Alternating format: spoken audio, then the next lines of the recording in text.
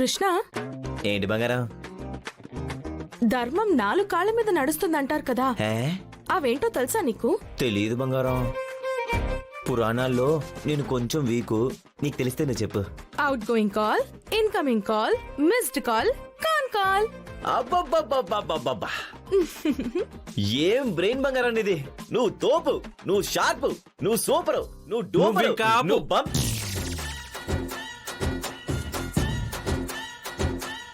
ఇలా పొగిడే అందరిని చెడగొడుతున్నావు. నా నిహారిక ఇంటెలిజెన్స్ చూసి ఓర్వలేకపోతున్నావు కదా? ఏహే, ఇంకా ఆపండి. అమ్మా నాన్నలు నిశ్చితార్థం విషయంలో మాతాశ్రీ వాళ్ళని కలుస్తామని వెళ్లారు. కలిశారో లేదో, కలిస్తే ఆవిడ ఏం చెప్పుంటుందో దాని గురించి ఆలోచించండి. మనం ఆలోచిస్తే మాత్రం మనకి తెలుస్తుందా ఏంటి? అత్తే వాళ్ళు రాగానే అడుగుదాం.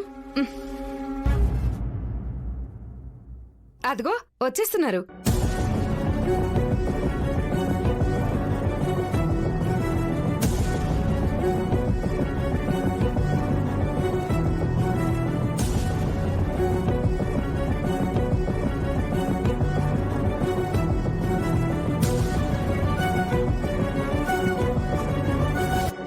నీకు నిండు నూరేళ్లమ్మా.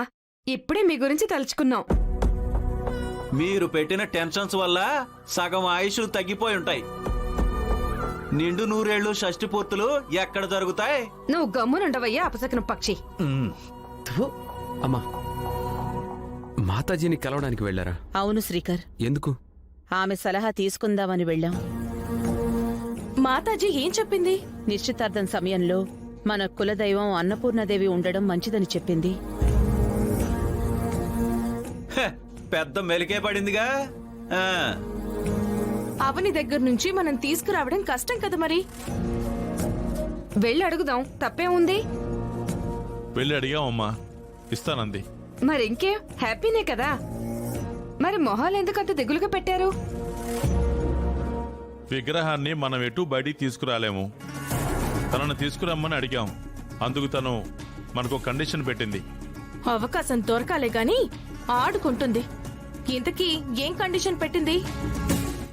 నా కండిషన్ ఏంటంటే, శ్రీకర్ బావ పెళ్ళైపోయిన తర్వాత శాశ్వతంగా నాకు దూరం అయిపోతాడు కాబట్టి ఒక్క రాత్రి నా భర్తను నా దగ్గరికి పంపించండి.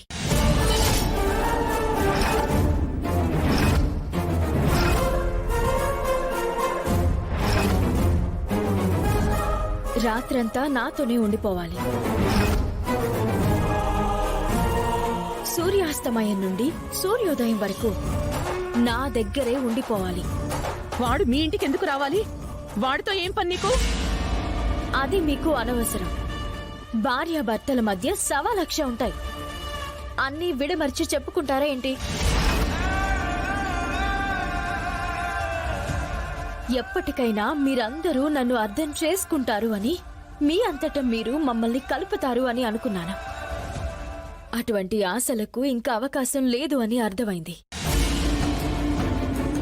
సందర్భం వచ్చిన ప్రతిసారి మీరు నా కూతురు అక్షయ్ను శాశ్వతంగా వదులుకోమని అంటున్నారు. అది నేను ఎటూ చేయలేను అని తెలుసు. ఇప్పుడు నా భర్తని జీవితాంతం నాకు దక్కకుండా చేయబోతున్నారు. అందుకే ఆఖరిసారి నా భర్తతో గడిపే అవకాశాన్ని నాకు కల్పిస్తే మీరు కోరిన విధంగా ఆ అమ్మవారిని తీసుకుని రావడానికి నాకు ఎటువంటి అభ్యంతరమూ లేదు. నేను చెప్పింది మీకు అర్థమైంది కాబట్టి నిర్ణయం తీసుకోండి. జై జటా.